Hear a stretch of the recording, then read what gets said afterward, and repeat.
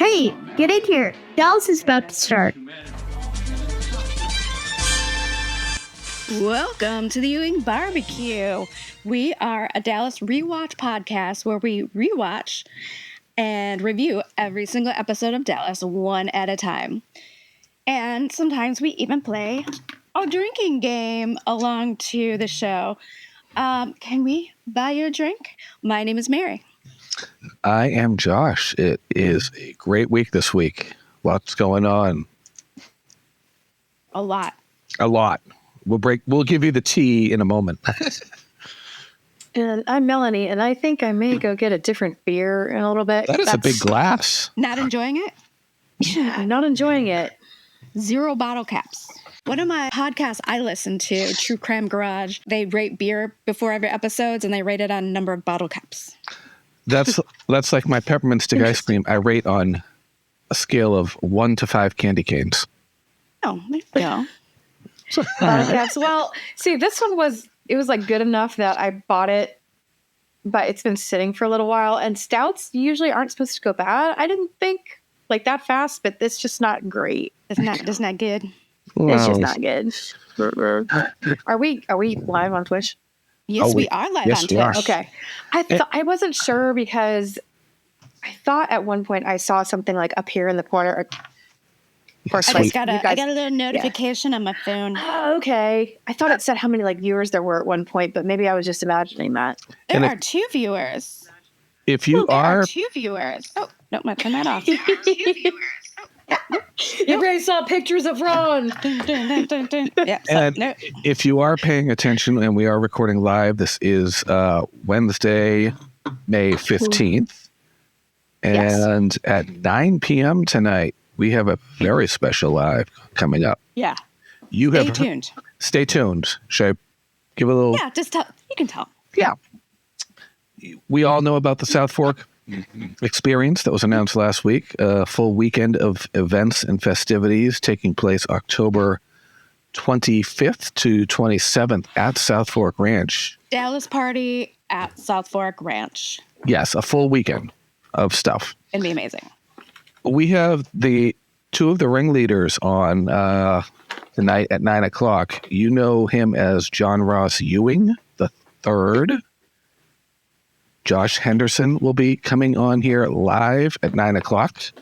And Mario De La Casa, who does the genie bottles, and he is also one of the event organizers. And they're going to be breaking it down and giving us the tea and starting off what we anticipate to be a several-month-long publicity campaign through the Ewing Barbecue podcast. I wonder if they have everything planned or if we can give them ideas.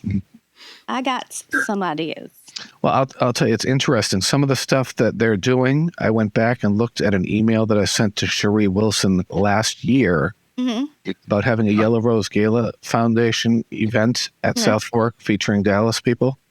And some of the things going on are literally oh, that was in my email. That was in my email. So I really want them to have some sort of, if they're having some sort of party gathering, I want it to be something like Oil Barons Ball themed.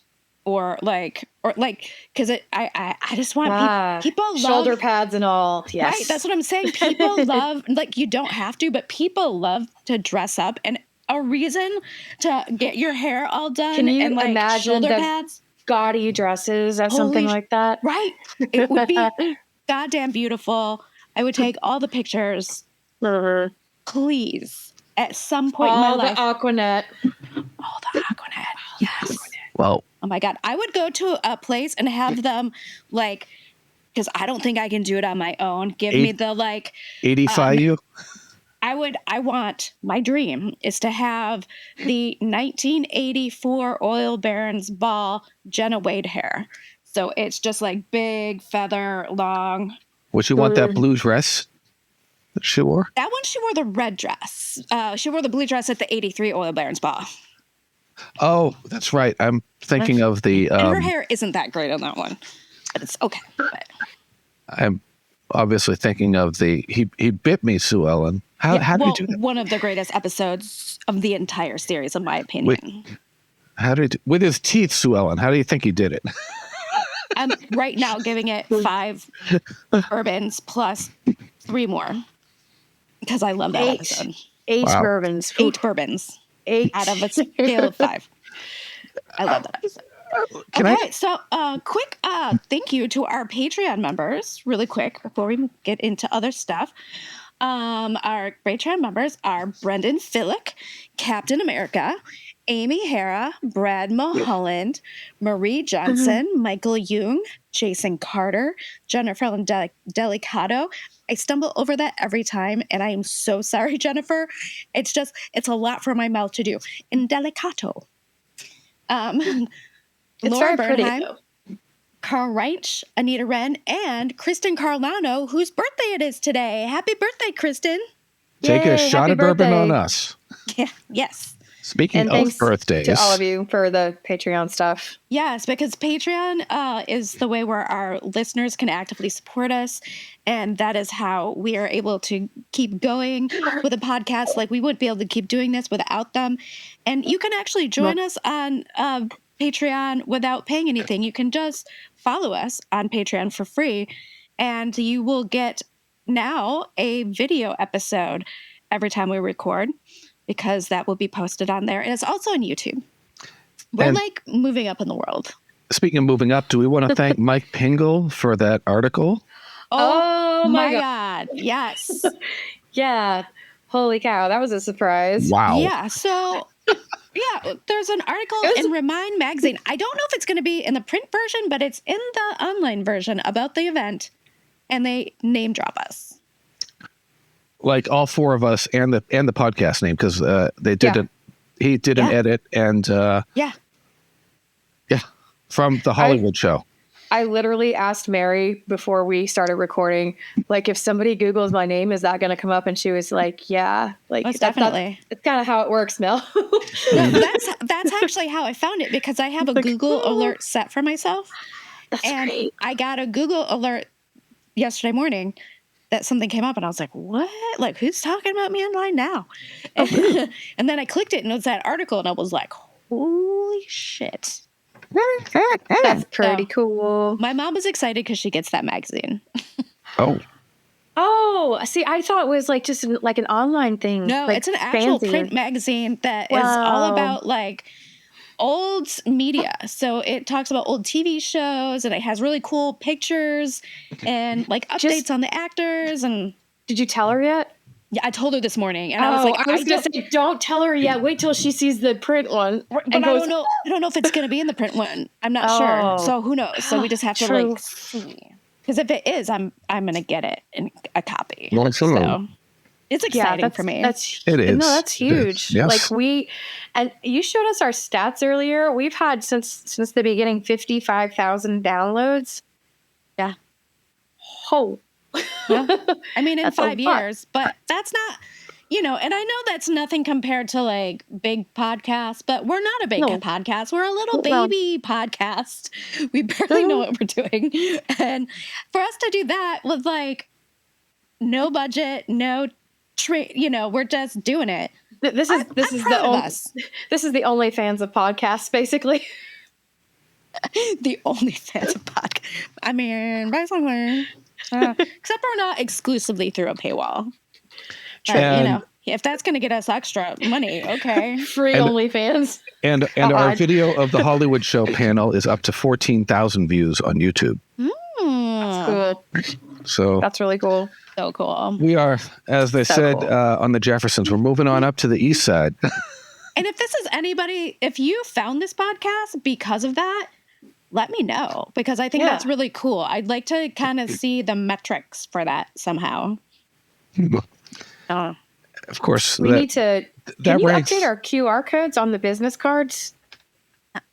Can we include our Twitch? I can update what's on when you click it, what's on there. I can do that. Yeah. That's so cool. So we wouldn't have to reprint them all. No, I can just. Gosh. Yeah, you can just change it. Yeah. Cool. Because I think it just takes you to. Does it take us to our? I don't know if I think it takes us to the website. It's either that or Linktree. I can't remember what I did. And it has all of our social media stuff on it. Yes. And the that article I'm still learning how to is internet. kind of Casca say internet. I said it first. Boom. is kind of a companion to going in for our photo op and having the cast applaud us, and it's like what has been going on this year? I know. And then when I posted this article on Facebook, and I wrote like, oh my, like this is insane. Like they're putting us along with like the cast as people that were there to see. Like, someone please go back in time and tell to 1984 and tell Baby Mary this was a thing. And then Charlene Tilton wrote, something like, it was so great we're so glad you were there. I'm like, are you kidding me? I don't understand life. Pretty cool, especially because this episode tonight, like her acting was fire. So good. Yes. Oh my God. Yeah, I was gonna say, like, Hats off, Charlene. It was great. Yes. Really, truly. Wow. Let me fly through the birthdays so we can just dive right into this. Yes. I will stick with the beer I'm not crazy about. Yeah, I will skip. I'll just briefly mention Barbara Eden at the Hollywood show at the beginning of June. Lee Majors is going to be there as well. He was on in the new series for a few episodes as Ken Richards. Yes. Linda's Sue Ellen's. I forgot about that. She was a boyfriend from. We don't know what time period. It could have been in the 21 years the show was off the air. It could have been way back. You know, because I haven't rewatched the newer series since it went off the air, but I remember watching it, and it seemed like that. It seemed like he knew her before JR, because I think he said something about JR. And so if I remember correctly, that's her version of Barbara Eden knowing JR before. Yeah. Yeah. Well, no, it was like this whole Ken Richards thing, like his character. I don't know. He was kind of reminiscing about the past with her. And I think he was a boyfriend or something before JR, kind of like in the Clint Ogden era. Oh, and then JR I would have loved if he was Clint Ogden. That would have been a deep cut, but that would have been asking way too much for the series. Way too much. Oh my God. You mean basically when they came up with like Diet Dallas? Yeah. Just new characters. Why not? Yeah. I mean, the premise was there, but. All right, let's fly quick. Yeah. Peyton E. Park, and I will look him up. He was on at some point. May 8th, his birthday, he was born 1923. Jenna Michaels, who played Connie, born in 1956, May 9th. She would be 68. But I always forget some of these people have died, and it's sad every time. Unfortunately, she died in 2018, May 23rd. Lawrence Haddon, who played, I believe it was Franklin Horner, died May 10th, 2013. We have a big one on May 18th. Priscilla Pointer turns 100 years old on Saturday. We have to do something. 100. 100 years old. 100 Still years alive. young. Right, for sure. Yeah, that's. I'm gonna have to put together a graphic or something. Yeah, that needs to be recognized. Wow. Yeah. Steve Forrest, who played Ben Stivers / West Parmalee. We said that at the same time. Parmalee. Parmolive. No. He Imposter died. jock. He died May 13th. No, I mean, May 18th, 2013. So on Priscilla Pointer's birthday. Stephen Elliott, who played Scotty Demarest, died May 21st, 2005. And died May 24th, 2017, Jared Martin, old Dusty Farlow. And on May 24th, I'll stop right there. Priscilla Presley turned 79. She does. I cannot believe that bitch is almost 80. Like what? she shares a birthday with little Robbie Zimmerman, who we all know as Bob Dylan. Different year, though. He's a little day old. Before my brother's birthday, too. That will be May 25th. And May 25th, Barbara Stock turned 68, who was at the Hollywood show. And my brother turned 60. What? What? Yeah. See, I was an accident. So my brothers are way older than me. And then I came along 10 years after my youngest brother. Whoops. The oops baby? Definitely the oops baby. Okay, let's get down to brass taxes here. Okay. So tonight we are talking about season 6, episode 27, episode 130 of the series, Penultimate. Dun, dun, dun. Can we just say again, season 6, episode 27 for a minute? Right? And this is not even the season with the most episodes. Nope. That was somewhere around the Dream season, which had at least around 31 episodes. 31 episodes. Right. It's insane. It's inflation, guys. It has to be. It's inflation. It is. All right, let me play it. Looks like there's a bad fracture of the right leg. Right now, let's just try to keep this patient alive. You're not angry at me because of what happened to Sue Ellen. You're mad at me because your deal in Canada is frozen solid. And that means I get Ewing Oil. You're gonna love your daddy when you get to know him. I love him. But I don't think I can ever live with him again. You drove her back to the bottle, JR. You might as well have put it in her hand. You sound like a jilted suitor. If you're courting my mother, you come to my house, try to tell me how to live. What the hell's the matter with you? It was written by Howard Lakin, directed by Nick Havinga, and aired April 29th, 1983. The number one song in the U.S. on that date was Billie Jean by Michael Jackson. In the UK, it was True by Spandau Ballet, which I love that song. We're getting so 80s. I love it. Know this. The number one film in the U.S. is Return of the Jedi. And top news stories. Harold Washington was sworn in as Chicago's first African-American mayor. That seems so late for that to happen. Chicago was a little slow. Born this day, Megan Boone, who's a TV actress, and it was very last minute doing these, so I'm sorry, don't know what she's in. She was on The Blacklist with James Spader. It's okay. Cool. Yep. Also, Eliza Hershkovitz, an American journalist and news anchor who has worked for various media outlets, including CNN and MSNBC, and the actor Sam Jones III. We know what he did. Smallville. Oh, okay. See? There we go. Smallville. That's why I'm here. That is why you're here. That's awesome off the top of your head. All right. Damn. And on Dallas. This episode came in number 3 in the ratings. And Eric Farlow makes what we're going to call his first credited appearance as Baby Christopher. I believe at the time before this, he may have been under 2 or whatever the age is, according to Tyler Banks, when you have to credit somebody.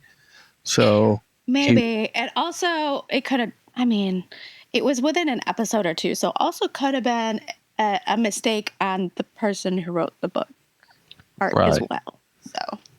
Right. But on IMDb, he is not credited until this episode. You're right.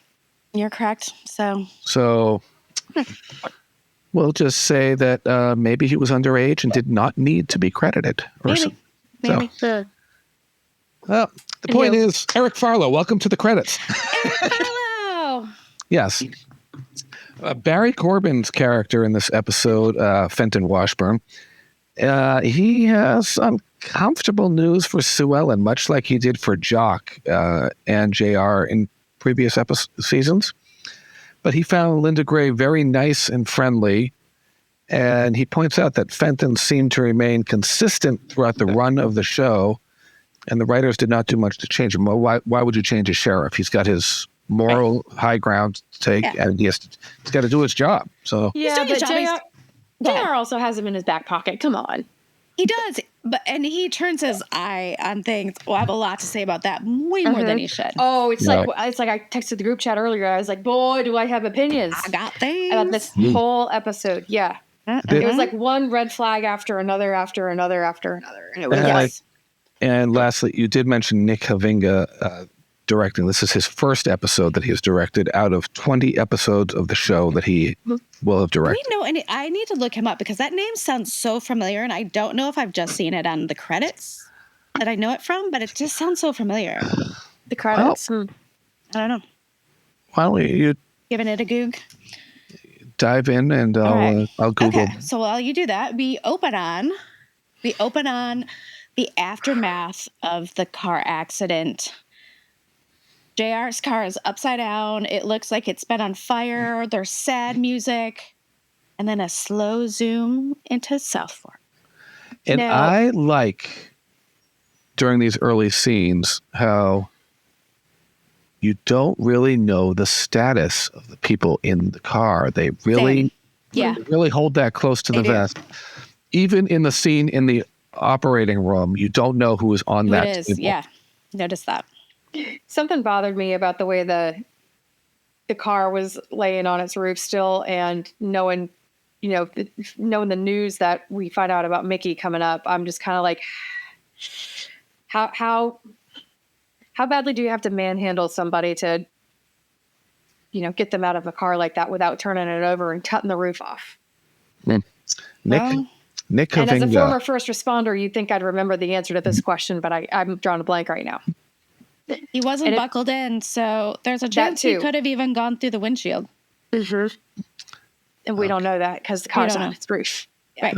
Okay, Nick Havinga, very briefly, quickly. Alf, 30 episodes. Knots Landing, 17 episodes. Murder, She Wrote. Law and Harry McGraw, Hooperman. These are directing all of these? Yep. Aftermash, Remington Steele, Flamingo Road, Harper Valley PTA, Flow, The Incredible Hulk. Very 80s director. Yeah. Oh, he's got Facts a lot of Life, stuff on Welcome Back, Kotter. Yep. Okay, yeah. Okay. Wow. I think I must have just seen his name through the 80s in credits. Yes. Yeah. So Ellie calls Ray to let him know. So this is our exposition. So we find out everything that's happened. JR and Lucy, because Sue Ellen and Mickey first have been in an accident. JR and Lucy have gone to the emergency room at Braddock Memorial. Did they ride in the same car? Braddock That would have been a very unusual. They did say Braddock Emergency, but I figured it. Do you think it's different than Braddock Memorial? Braddock Emergency is like it's almost like an outpatient facility it's like it's a smaller hospital because they talk about transferring him to Dallas Memorial later. Right, but there's also Braddock Memorial. Oh, no, this one was Braddock Emergency. I want to say it's almost like urgent care. That's why I just thought maybe it was the emergency room at Braddock Memorial, or I don't know. Yeah, maybe. It's not a very big town, Braddock, so... I think that's where, spoiler, I think that's where Lucas Wade was born years later. I think they only made it as far as Braddock Emergency. They didn't make it all the way to Dallas Memorial. Oh, so maybe it is Braddock Emergency instead of Braddock Memorial, and I might have that wrong. That's okay. Yeah, it's confusing. It's like there's the smaller out hospital, and then there's the big facility. Right. Yeah. It's just like the little local... I wonder if JR and Lucy rode in the same car. That would have been a very awkward. I mean, they probably did. I mean, they just had to. Yeah. I'm sure there wasn't much talking because they were both like, they're both really worried. Right. Too worried to probably argue with each other at that point. Yes. Mm-hmm. They needed Which more. means they're really worried. Which is insane because Lucy knows that Sue Ellen was drunk as shit. Oh yeah, when she gets her wits about her, she lets everyone know that too. Mm-hmm. Oh yeah.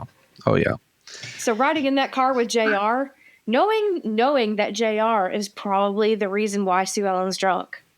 That had to be a lot. That's a lot. Yeah. You don't want to have an argument in the car when he's driving because you do not want to stress out the driver. You want to get to the hospital. Lucy, I'm sure Lucy doesn't give a shit about stressing the driver.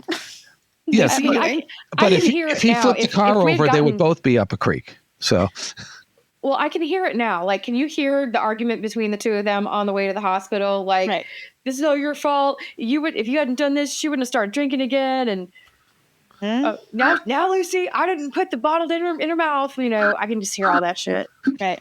Why don't you keep your mouth shut and then go hang out with your tramp mother and blah blah. But anyway, yeah, they end up. They get there. Yeah. They get there. In the meantime, we're at Ewing Oil where Bobby is working late and surprise, Pam shows up. She shows up to apologize because she spoke to Catherine. Right. And she's like, my bad. I talked to her and she told me there's nothing going on between you guys. Well, it would have been nice if you trusted your husband. Right. And yeah. So and then he brings up that, and then he also like immediately brings up Pornstache and her, you know, being in France together. Pornstache. Yeah. And Pam's kind of like, well, and Bobby's like, well, what am I supposed to think, you know, when you go to France and you know, with this guy, like, are you really like, having it's no separate concern rooms? of yours? Yeah. Right. He's like, do you really have separate rooms and stuff? And she's like, yeah. She's like, Bobby, are you just like trying to ask me if I slept with Mark? She's And like, yes, he was. Because I didn't. Right. And then he brings up a good point. Like, right, but okay, how many more romantic French dinners would it have taken until you did? And then she's like, I don't know. Yeah, exactly. Because the only reason that she didn't is because they were interrupted. Right. Because she was totally gonna. 100%.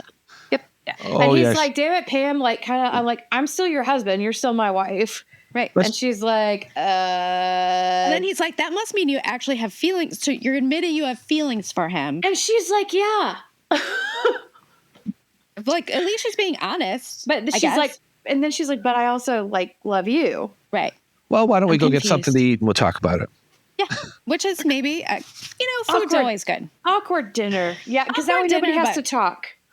But they were laughing at when we cut to them later. So yeah. So yeah, it's easier over wine, probably. They're odd. And he leaves a moment. They leave a moment too soon because as soon as they leave, Phyllis takes a call from Ellie, and they would have learned about the accident. Yeah. So they don't know as they go off to dinner. The media knows. The media does. The media knows. Because the media even freaking reports where they are. That's true. Their names, what happened, what hospital they've been taken to. HIPAA, not a thing yet. Not a thing. Now, you notice as this goes on, and you'll see it during the rest of the storyline, a lot of times people like Wash Fenton and all, they refer to him as the Trotter Boy. Instead of Mickey, or they just say the Trotter Boy. Oh, yeah. It's like he has a name. He's not just the Trotter Boy. Yeah, that just shows they don't really give a shit about him, which kind of seems like the case.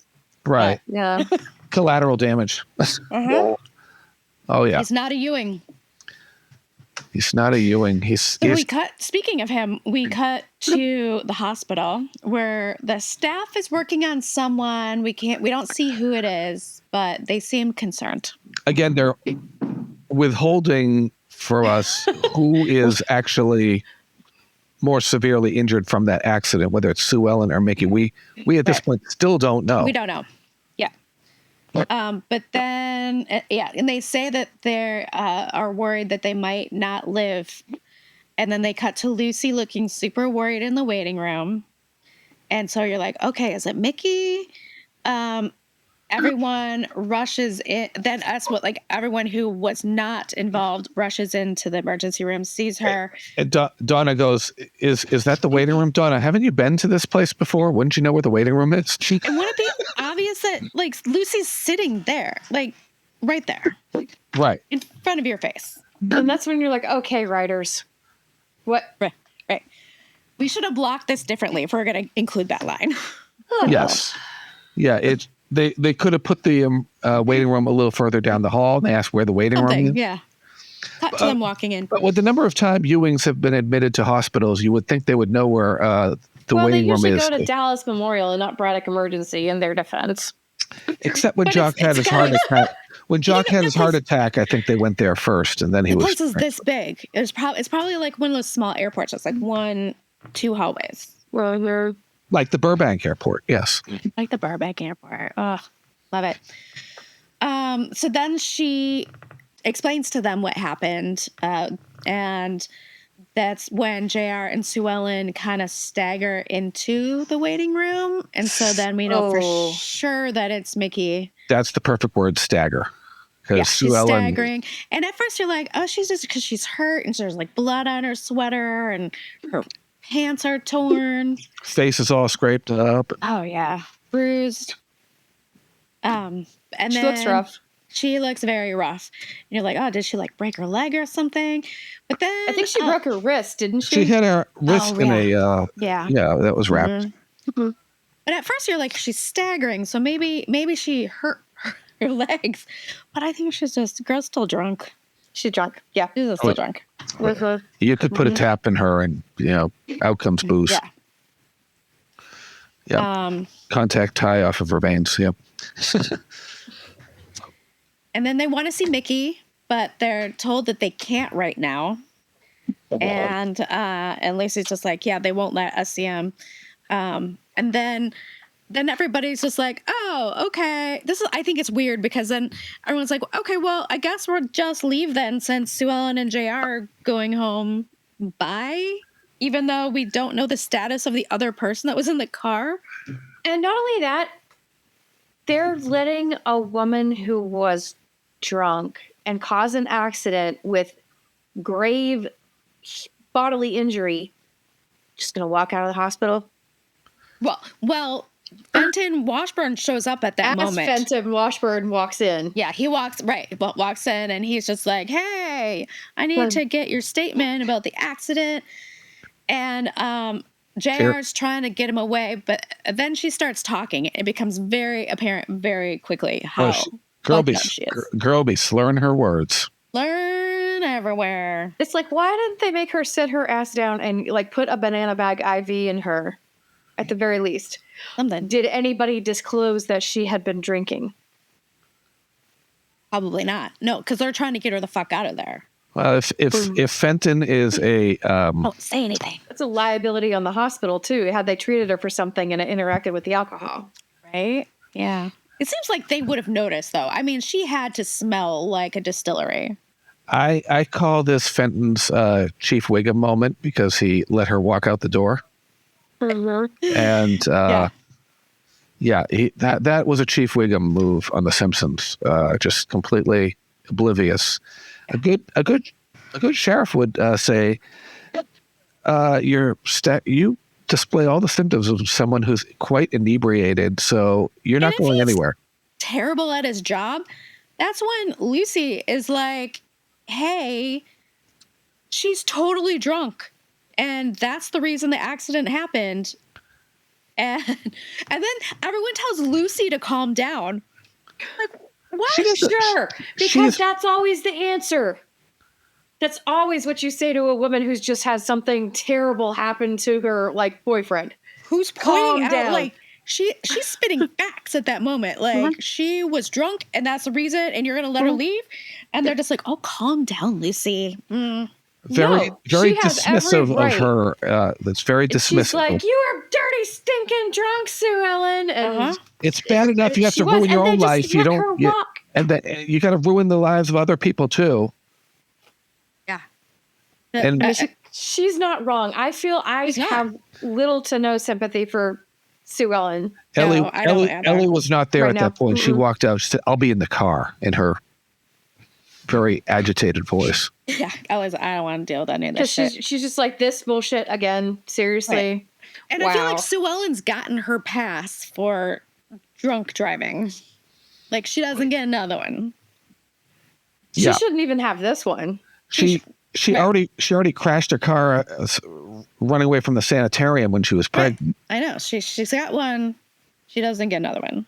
At the same time, I wonder, would Mickey have been able to stop her if hadn't hit them? Or book. Spoiled. I spoiled. If somebody hadn't hit them. Spoiler. Sorry. If some crazy person had not hit them, if some crazy person had not hit their car coming out of the ranch, some hit and run driver, would this would he have been able to stop her? Possibly. That's what you were trying to say, right? Correct. Yes. Well, I mean, that's a woulda, coulda, shoulda moment. We don't know. I think it would have been, at the very least, he would have run the car off the road, but they would not have flipped over. He would have ditched it and probably gotten the keys out of the ignition. And you could tell that they were filming on a live street because the cars that kept driving by while they were filming that were just random cars that were passing by the accident. So they obviously did not close the road to film that. No. It takes a lot for them to get that done. And I know that because when I watched filming for Twin Peaks The Return, they were not able to most of the time. And so you can see cars driving back and forth. And it's like when they were filming in Moscow in later years in Red Square, you could see people in the background, just average citizens, all standing there watching them.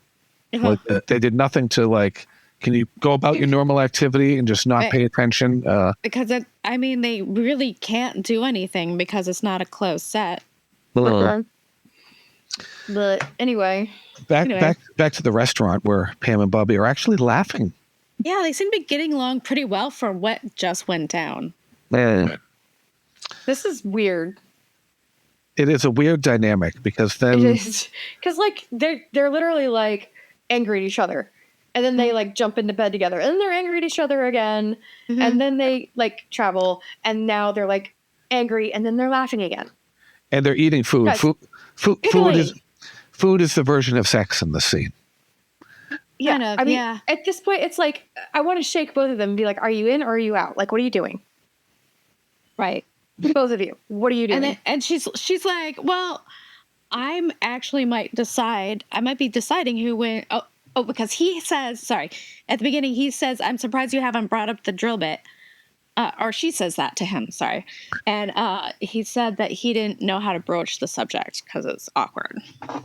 Right. And she could be deciding who gets the company. But before they have a chance to really dive into that, Punk and Mavis make their cameo for the episode as they come by. And, it's good to see you two together again.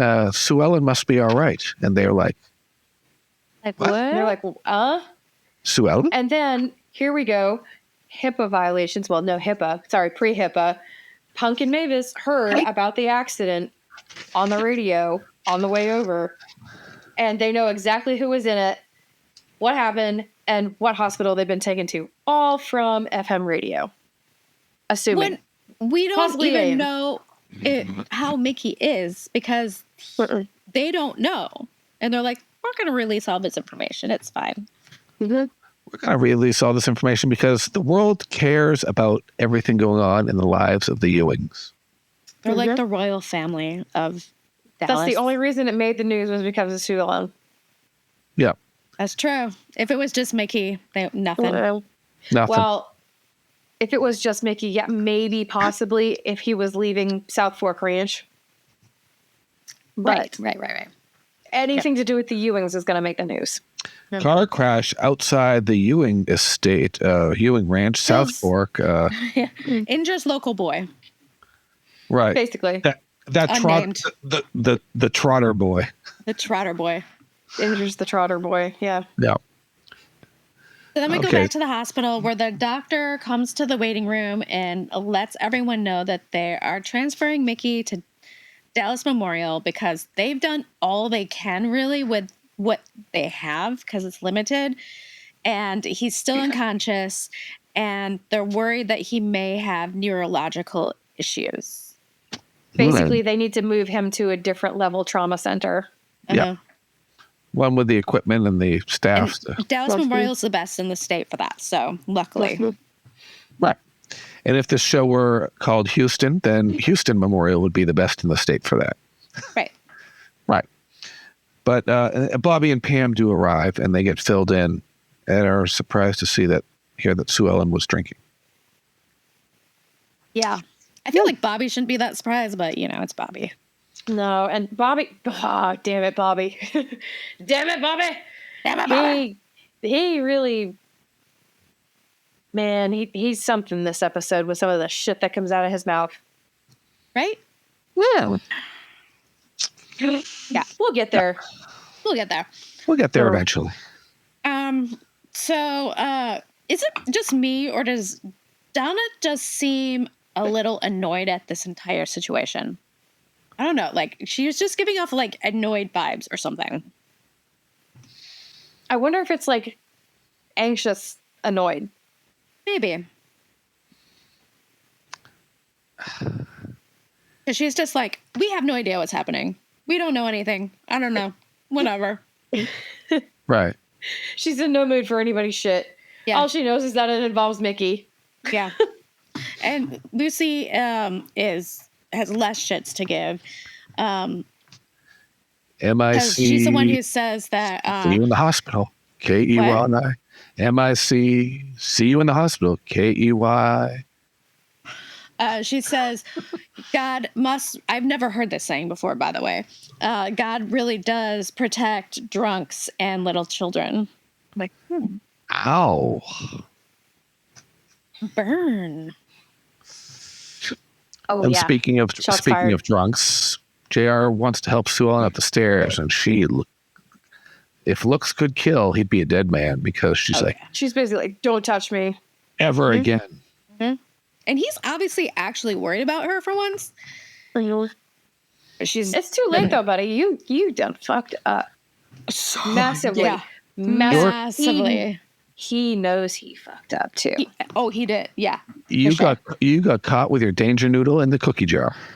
And he's actually like contrite for once in his life. Yeah.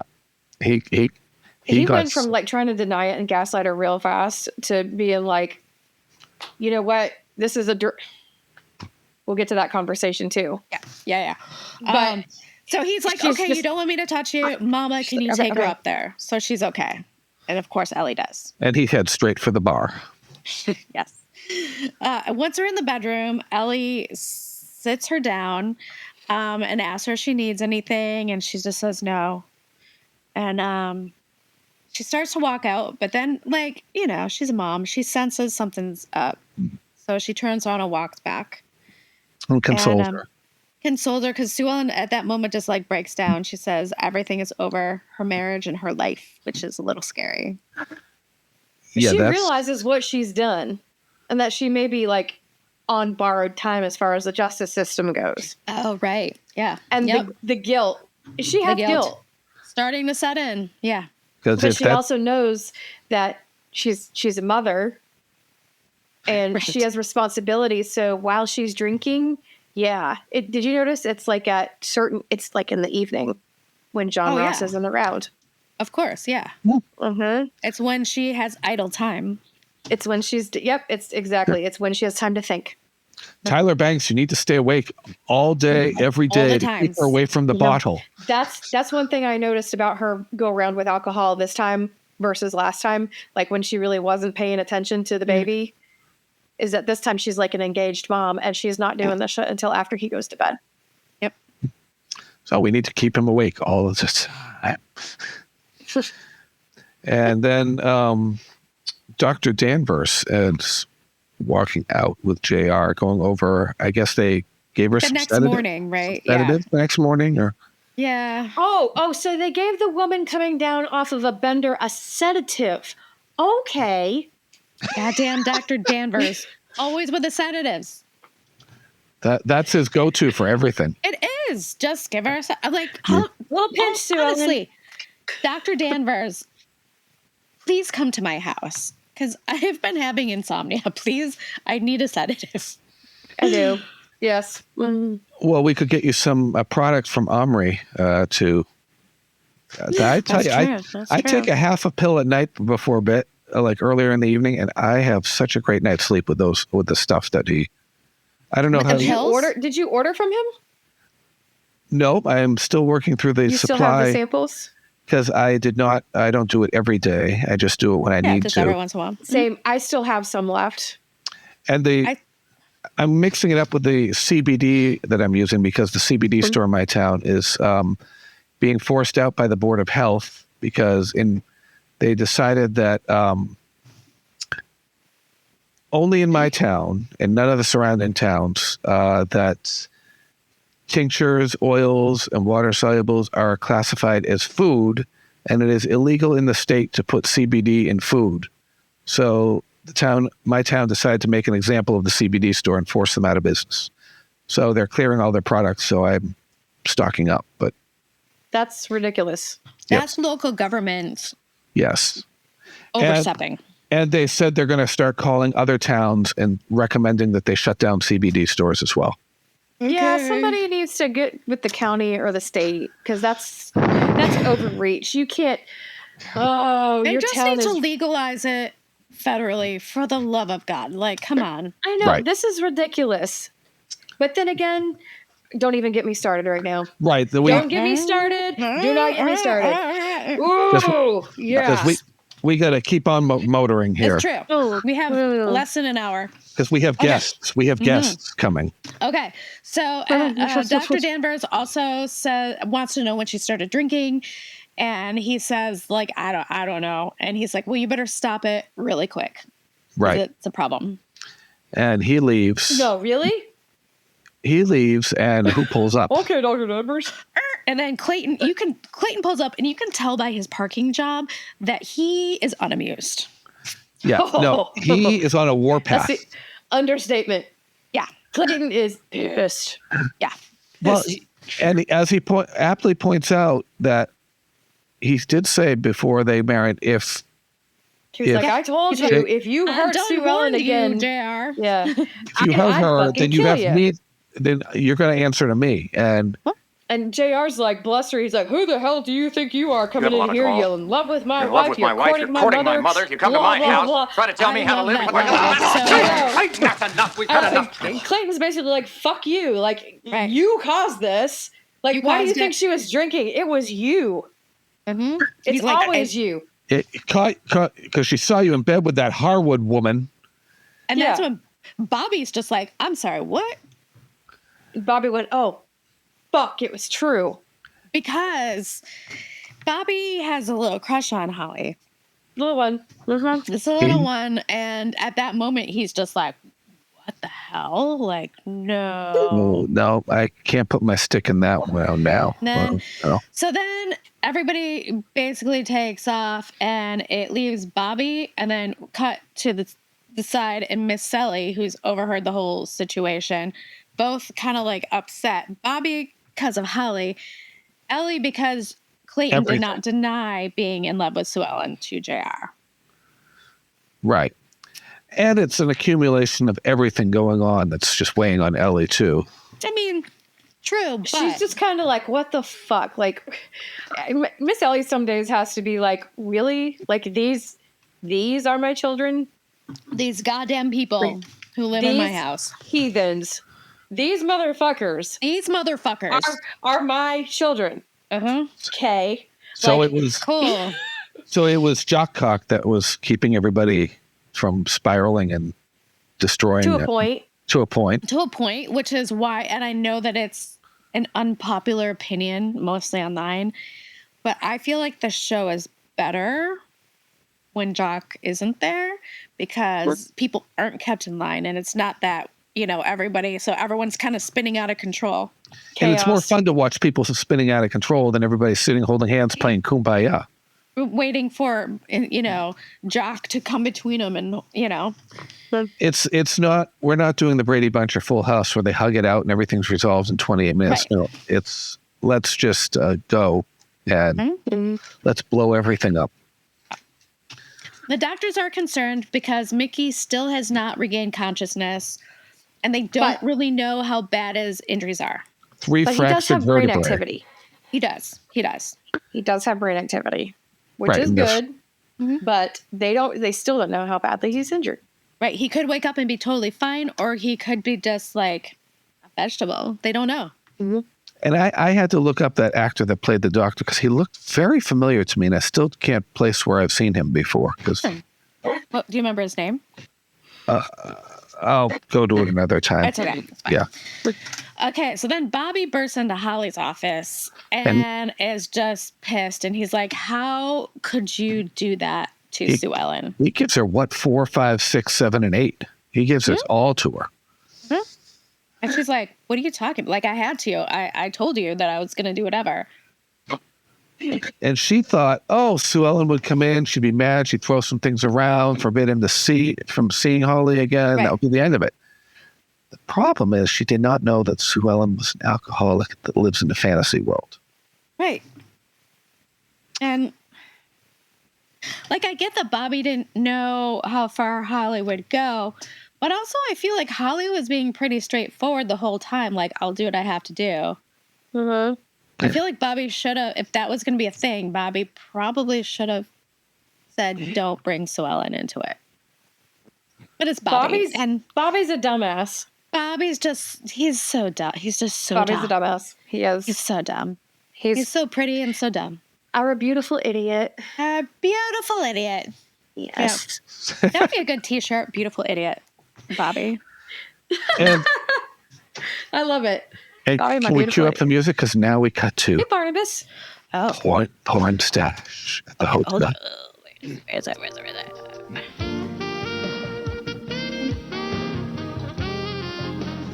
Lord have mercy. All right. Pornstache comes to visit Pam. And he does his token, is Sue Ellen all right thing, and then he immediately dives into their relationship. He said, hey, babe, let's continue what we started in Friends. Is there some hope for us? Hope? She says, though, there could be some hope. But first she has to settle things with Bobby. Hope. Bo and Hope from Days of Our Lives. Pornstache says he doesn't mind waiting a little while, as long as there is hope. Pornstache. Oh my God, you guys. I can't take this seriously. You're not supposed to take it seriously. Pornstache. He's ridiculous. And how convenient is it that Mr. Wheeler finds JR a new car that is just like his old one? I was like, okay, they didn't want to have to find like a new car. They're just like, okay, I have it. We'll just say he's getting the exact same one. Just throw it in there. That happened to me in 2018 when I hydroplaned going 5 miles an hour and my car was totaled, and I was not ready to look for a new type. So I went and found the exact same make, model, year, and color, and it only had 3,000 more miles on it. Oh, that's cool. So I can relate. All right. You and JR. So you also didn't have to find a new car. No, and I did not have the sheriff show up to see me. No, yeah. At the same time. And let's give a shout out to Rosanna Christensen for her appearance. Teresa, yay! Yay! And so Washburn has come to get Sue Ellen's statement because he wasn't able to get a good one last time because girl was drunk. And we learned how drunk she was. Right. So JR is still like trying to keep him away from her, and he's like, "Oh, she's been sedated, and like you couldn't talk to her if you wanted to because she's out." And then Ray arrives. He wants to know, what are you doing to find that driver? My cousin's in the hospital. Yep. And he's I'll like, take matters into my own hands if I find that guy. It's not like they had cameras back then necessarily. Like, does anyone know what they're looking for? Who was out there. Does Sue Ellen remember anything? Mickey's not awake. How do they know what they're looking for? They could look at maybe because he ran into him, so they could look at the paint that was on the car. Or the they could, transfer paint. or they could actually Possibly watch the previous episode, and they would see the. True. If they just watched the previous episode, they'd be able to tell. Yeah, That's right. true. Exactly. Yeah, but all that stuff back then in like the 80s, that would have taken weeks. You know, you're right. They'd be like, well, the car was tan. So, okay, I'm going to go. Yeah. I guess I'm going to go to this, like, you know, Card splash catalog. Card catalog with the Dewey Decimal System. Right, exactly. I'm going to look up this car color. We're going to contact every body shop that's had any cars come in with this damage, and within an X mile radius of this area. Got to get out that What are you phone expecting, book. Ray? Ray, it's 1983. That Hold your phone book, that's the horses. snook. Slow your roll, pal. Well, I'm a dumb cowboy, and I'm pissed because my cousin's He's a in the dumb hospital. cowboy. Right. And then Fenton has bad news. He's like, look, you know, I need to talk to her because Llewellyn had more than the legal limit. And Jared's like, oh, don't listen to Lucy. He's like, yeah, I'm not listening to Lucy. I'm listening to the blood work that was done three times. Three Three times. Not once, twice, 3 times a lady, and Yeah. 3 times. And if that boy dies, he's going to have to arrest her for manslaughter. Dun, dun, dun. She's lucky he's not arresting her for felony murder. He's lucky. She's lucky he's not arresting her for drunk driving. I mean, even. somebody that's like seriously injured and the. There you go. Sorry. It was really late. That was my bad. No, she's lucky she's not being arrested for was the 3 times over the legal limit and driving. Right. Like, I mean, I guess How the that's- hell is she not in cuffs already? because I don't think that it was such a big thing then. You know, it wasn't as punished as much as it is now. Like, it wasn't even officially illegal to drive while drinking until the 80s. Like, I mean, I'm sure you guys have seen those little like news clips of when they did, and people were like, "What? Mad. I can't just drive with my beer anymore." Yes, because it was mad, wasn't it? Mothers Against Drunk Driving that started that. Yeah. We got that passed. Yep. I mean, it's good. Yeah, obviously, right. Yeah, I mean, it was good, but you know, and at the same time, yeah, it wasn't really punished. But Sue Ellen Ewing is also a rich white lady. Oh, right. And Whose a husband Ewing doesn't on want top of it. whose husband doesn't want scandal. He just wants everything to go away all the time. And He pays people off. I hate to bring up race, but if it was a poor black woman or a Hispanic, they would have That was been. my whole point of pointing out that Sue Ellen was a rich white woman. Rich white lady. Yeah. Right. Yeah. If it was right. If that was Teresa in that car. God bless. Or Raul. Yeah. Good woman. Yeah, Dorme, who's not on yet. And this She's got to be coming soon. something similar happened on Falcon Crest, where the Latino vineyard workers, one of them was friends with one of the vineyard owners' grandsons, and so one's white and one's Hispanic, and they get in a car crash because they get run off the road, and the Hispanic gets poorly treated at the hospital while the white person got the better treatment. Well, look at Falcon Crest tackling issues in the 80s. Yes. Pretty impressed, actually. And let's cue up that music again, because Cliff meets up with Pornstache. Oh, you mean his bromance? That's right. And he apologizes for Afton's phone call because Cliff's note says that Pam is much better off with Pornstache than ever being married to a Pornstache. And he says, you know what? I can't help but feel bad for Bobby. You know? Like he's in a bad situation. And then Cliff says, don't feel too bad for him. Let's talk business stuff.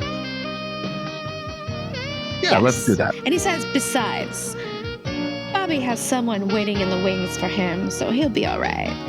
He's like, Is he talking really? about Holly or Catherine? I think he's talking about Catherine. But I think. Ew.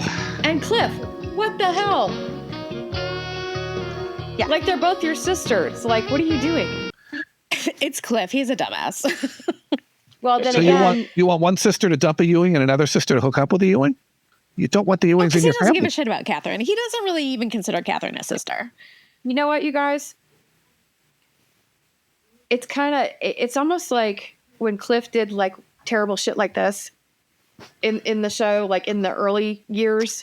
It's almost like that was all like forgotten about right up until the reboot when he did that thing. That thing with the thing to the people. The thing with the thing to those people. And I was like, Right. it just made me think of that. I was like, wow, he did some fucked up shit too. Because, that was, I always say hashtag not my Cliff, but that's if Cliff continued on this way. Path. Instead of just becoming goofy. Yeah, he became goofy. And I wonder if any of that was at Ken Kercheval's direction. I wonder. We can't ask him anymore. We can't. God damn it, Ken. I know. He died like a week after we started this podcast. I know. That sucks. But anyway, yeah. We have his old Ultimate Dallas interview we can post and let people hear his voice over again. But So at the hospital, everyone is staring at unconscious Mickey, and Lil looks like she's in a trance because of course she does. Her son is sitting there unconscious. yeah, And then Ray decides to make it, of course, all about himself and his guilt. I never should have brought him here from Kansas. It's all I'm my just a fault. dumb cowboy. And Donna has to bring him off the ledge. Like, no, you did so much good for him. You've turned his life around and blah, blah, blah. Like, okay, I guess I have to he was reassure you again. He was a good, honorable young man. Like, Right. Yeah. He was doing the right thing. I mean, it sucks that this happened, but he was doing it because he was doing the right thing. I mean, Lucy, like, she barely had to tell him to stop. Right. Because he was like, Mrs. Ewing, stop. And he she was has- trying. She was like, go get her. She has more of a right to feel guilty because she literally was like, Mickey, go, and you could see that. But Ray, Jesus, not everything is about you. And he did it anyway, even though, like, he didn't know Sue Ellen. He didn't know anything. But Lucy was just like, the panic in her voice. She had seen it before. Yeah. And she was like, Mickey, she's drunk. And Mickey he realized it was like, I'm on bad. it. So he was like, okay, I'm doing it. Yep, I'm He's getting like out. the ultimate, like, this is like some tragic fairy tale where he like swoops into the rescue and gets hurt. I know. Mickey. Oh, Mickey, you're so fine. You're so fine. You blow our mind. Hey, Mickey. Mickey. So then Sue Ellen is at South Fork by herself and thinking about booze. And as she leaves, do it. as she Goes down leaves to the buy room, herself a drink. as she leaves the room, the camera closes in on that shot of her wedding picture with JR. Yep. Nice touch. And as Bobby peels in, all the lights are on in South Fork again at Oh, night. shit. So, drink. Ugh.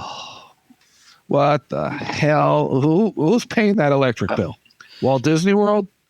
Rich people. He sees her drinking and he tries to stop her and she says, it's too late. And then he tries to convince her, like, look, the whole thing was set up. Like, they played a trick on you. And she's like, I saw them. She didn't rape him. This is where I have a fucking problem with Bobby. Who gives a shit what the motive was behind it? Right. Who fucking cares? The point is, she caught her husband that she had just remarried in bed with another woman after he said that his games were over. That would not happen. Right. Yeah. Right. She believed him with all her heart. And, like, she's got nothing to believe in anymore. And she's basically like, and that's why I got so pissed at Bobby. I was like, what the fuck are you even talking about, you stupid boy? He just doesn't seem to get it. Like, this was a setup, and it's like, yeah, the fact remains, he still fucked somebody else. Because I feel like it's the thing where, like he's she's exactly right. She didn't rape him. He's like, it's basically that thing where, like, well, it's not feelings. It's just sex. So it's okay. Oh my God. Don't even start with me on that. Well, And then was- she's like, it's sex. That's the problem. Because I feel like sometimes that's a huge divide with people. Right. Yeah. No. Oh, no. Moving on. Moving on. Anyway, she breaks down at the end of the scene and says she was dumb to marry him again. Yeah. Well, yeah, honey, you're not wrong. Man, yeah, but But what are you going to do? I You do love believe him. he You was- love him. And he knows how to play you. Fool me once, shame on you. Fool me twice. But this time I believe he really, really actually feels fucking remorse. Oh, yes, he does. Yeah, he goes to see Holly, which I thought was pretty bold. I thought she was getting the fuck out of town, but I guess not. I Pick a lane, Holly. Pick a lane. I would have expected if in this situation that he would have had McSween or some thugs come in to run her out of town. You know, old JR would, but this is, I feel like when JR kind of stops doing that for the most part. But he sees an opportunity. All right, I'll get out of your company, but you give me this money, which is going to ensure my victory at Ewing Oil. Yeah, right. And so she's got to think about it. But he admits that he underestimated her, which he did. Oh, yes.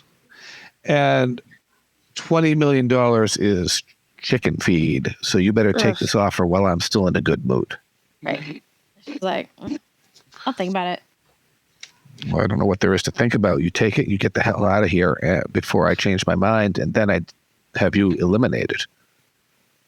Then we cut to Pam feeding Christopher, Eric Farlow. Oh, Who is playing with a Smurfs toy. I totally didn't notice that. And It's a Smurf on a little such boat. an 80s reference. Love it. Feeding him in the hotel room, and she's talking to him about how she's feeling guilty about taking away from his home to be in a hotel room. And she grew up without a home and blah, blah, blah herself. Okay, so did she grow up without a home? Because I thought they just lived on the poor side of the tracks. I didn't realize they didn't have a home. They lived with Aunt Maggie. They lived with her Aunt Maggie. Yeah. And cousin So Jimmy. they had a home. They had a home. I think I was like, Pam, what are you talking about? Pam's probably talking about she didn't have a home in the traditional sense. She came from a broken home. Oh, okay. I see what you mean. It's that generation, you know. Yeah. Oh, she came from a broken home. More exposition to the little kid. children that can't speak. Right. You're going to love your daddy when you get to know him, but I love him, but I don't think I can ever live with him. Live with him again. Dun, dun, dun. Us, Pam. All right. All right. Rye. Fry. Okay. I can't read. I was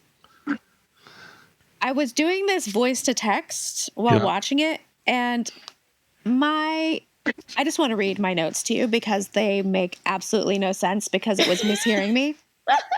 It says Ewing Oil. Ja, kann sein, which is in German. Yeah. To turn Barbie things, he shirt more for running people. Lives Jay this remind he does have green hands himself. What the fuck? Okay, so I don't know what's happening in this scene because I think my keyboard switched to German. I think that's what happened. JR goes into Bobby's office to rub his nose in how things are with the Canadian deal. And then they get in this argument about Bobby sticking his nose into Sue Ellen's business, and JR's brings up Pam running around France with Pornstache. Right. And it's just a cluster. If you stay out of my wife's life, I'll stay out, and you stay out of my wife's life. It's none of your business, and blah, blah, blah. Right. And then, Bobby starts giving JR crap about, being underhanded or whatever. And he's like, yeah, your hands are not so clean, buddy. You set up George Hicks. Yeah. Or you blackmailed George Hicks to change his vote. You had that sting on Walt Driscoll. So yeah. And Bobby's like, yeah, but that was business. And Jared's like, right. That's what I'm like. It's not a difference, buddy. It's the same thing. At the end of the scene after Jared leaves, Bobby's a little pissed, so he heads off to the Cattleman's Club. He's pissed, but I think he's pissed, but he knows he's right. I think that's why he's pissed. He's pissed at JR and he's pissed at himself. Yes. Because he knows, because he doesn't have anything to hang over JR because he's been in the mud too. Right. Your hands are just as dirty. Yeah. So. And then Donna comes to South Fork to pick up Lucy to go to the hospital. And then she runs into Sue Ellen in the kitchen. Oh. And Sue Ellen tries to talk to her. Lucy's not having any of it. Donna mentions that the sheriff had just left. She saw him leaving after getting Sue Ellen's statement, which would we have liked to have seen a scene where she gave the statement? Yeah. I would like to hear what she had to say. I wanted to hear what she had to say. And that was a missed opportunity. Sue Ellen feels bad. And that's so she's like, Lucy, hey. But we also talk? And we also learned before Lucy comes in the room that Sue Ellen remembers putting on her seatbelt, which Mickey didn't do. That's where we get that information. Which we noticed. Yeah. Yeah. Because Mickey probably did the tumble and roll. Which means he did the tumbling and stuff, but the cars back then not having airbags, and this, even though she was wearing the seatbelt, Sue Ellen is probably bruised from here to here. Right. Hitting that steering wheel. Yes. Well, yeah. The seatbelt choking her too. Right. Yeah. It's a double whammy. Oh, so Lucy. Yeah, Lucy. Oh, she's got no room for Sue Ellen right now. She's like, look, I can't. No, we don't have anything to talk about ever again. Dun, dun, and Sue Ellen's like, will you just please hear me? And she's like, no. And it reminds me of scenes like when she said to Pam during the miniseries, lady, you don't stand a prayer. She just like, lady you don't talk to lady, you don't stand a chance, and blah, blah, blah. And just, it's like, oh, burr. Yeah, don't. Lucy is like Ewing. Don't fuck with her. Like when she's angry. I knew. Then we got Bobby. He runs into Holly. What bar is this? Cattleman's Club. Is that the bar at the Cattleman's Club? I think he went over to the bar because that's where Cliff was with them, and when Bobby came in. Yeah, that's why I put question mark on where they were because I wasn't sure if that was the Cattleman's Club. Okay, because we don't usually go by the bar. Okay. Right. So, Bobby runs into Holly, and she tells him that her plan worked. And he does he orders a scotch on the rocks at that point. Holly, we don't give a rat's ass about your plan right now, for God's sake. Somebody's lying in the hospital in a coma. I mean, right. And so your plan is secondary to a human life, okay? And Bobby's just like, but it caused all this trouble, and she's apologizes again. She's like, I had no idea, and she's like, let me do what I can to fix it, and she says, you know how I feel about you, and then he says, well, can you do an installment plan? Give him a little bit up front, and then the bulk of it after the contest is over. She doesn't know, but I think Holly would try anything at this point because she really trying to get with Bobby. So. Yeah. But he knows that she's partly responsible for what happened with JR and Sue Ellen. So she doesn't have a chance now. No, she doesn't have a chance, but she doesn't know that because she doesn't know Bobby that well. No. And I feel like we don't know Bobby that well until that happens. Yeah, exactly. Yeah. And so after Cliff left Pornstache, he went to Pam's house. Pornstache. He's like, hey, I just had drinks with your new boyfriend. She's like, Cliff, he's not my boyfriend. I like this banter. It's very brother-sister banter. And he goes, well, Yeah, it is. He's like, well, he's into you for, your marriage is over. Just like get with Pornstache. Oh, thanks, Cliff. Like, you're like the authority on like when the marriage is over. Okay, Mister, I've never been married. Right. Or not good at relationships at all in the least, but. Yeah. How's your relationship with Afton, and how was your relationship with Sue Ellen? And but all he wants to talk is a drill bit. Yep. And I can't believe you're even thinking about siding with Catherine on that. And she's like, how can I not? Like, we were married for 6 years and he really needs it. Well, that's past. That's past. He's like, your marriage has been over for like a while, Pam. You just got to admit it. And there were more problems than just Ewing Oil. Right. And she's like, well, I mean, not really. That's kind of what brought everything to out. It all kind of like directly relates back to it.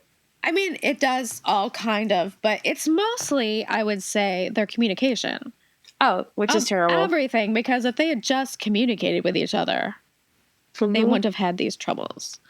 But they never did.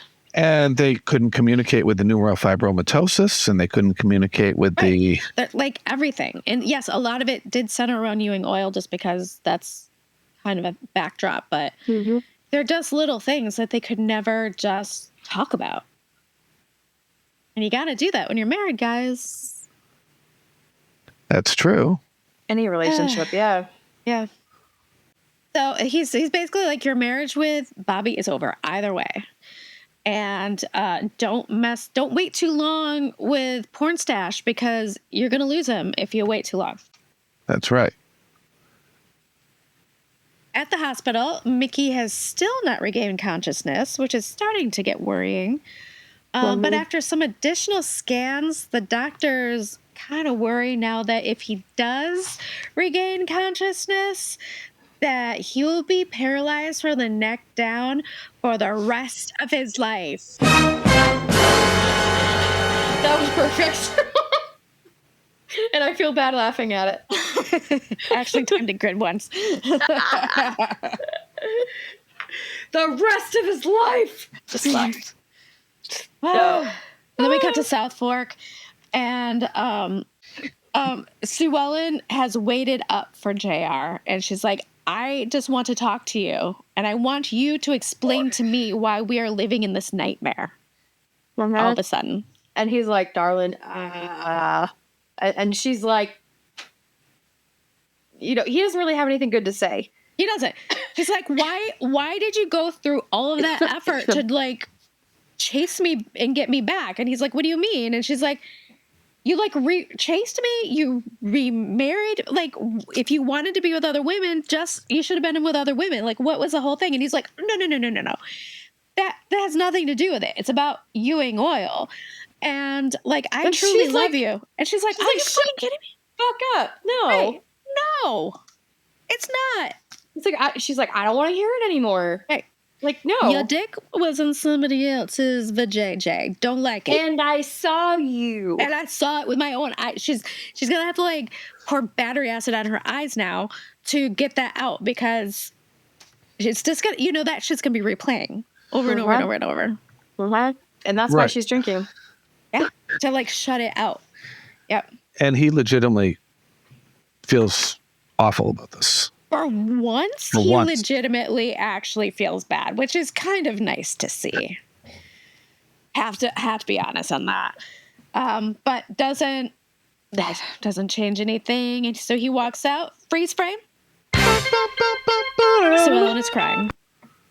Drink twice. Oh shit. Okay. So I'm giving this episode 4.75 bourbons. It's all the things are starting to pay off. It was a good one. And I'll take that and a scotch on the rocks. Sick. And I'm going with a 4.9 because we are getting close to it's the penultimate. It's the next to last episode of the season. And usually when season winds down, everything comes together and all the caca hits the fan. as they say. And I'm going to give it a total car of JRs. Jeez, I don't know. It was a very good episode. I want to say 4.9 bourbons and a seatbelt fastened for Ricky.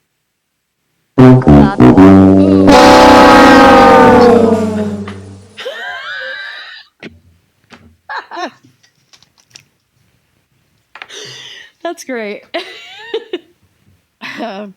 So sad.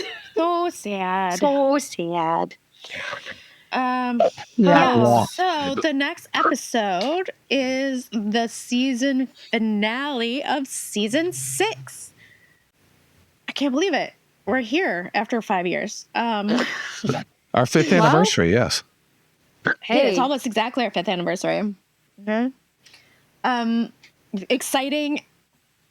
I love the next episode and basically the series. Like the series from now on, like for the next 2 years recording, I'm just gonna be super happy because it's gonna be all like my good stuff. So be good mood. Yeah. The next episode is the season finale, season 6, episode 28, episode 131 of the series, Ewing Inferno. Now tell me, was Mark Grayson the only one? Or did you try a few Frenchmen just because you're there? Unlock the liquor, because I'm going to drink myself into oblivion. The fight between us is over? I can't come back to South Fork. And you can't come back to me. You drunk? Oh, I'm cold sober. Now I'm going to kill you. Until then, if you follow us on Instagram, you can see the things we post. We've been trying to post a bunch of stuff. Our group on Facebook is hopping lately, so join it. And we have some new members that they started and they're like talking about where they are in the series. So you don't have to be caught up to discuss the episode. So whatever episode you're on, you want to talk about it, because we love all of it. Yes, we do. And ewingbbq.com is our main website. I have been meaning to start updating that to give it a little overhaul. It's coming slow because I have to do that in my spare time, but it's coming to get a little bit more info and stuff on there. So anyway, I guess until the next time, bye. Y'all come back now, you hear? Night, guys.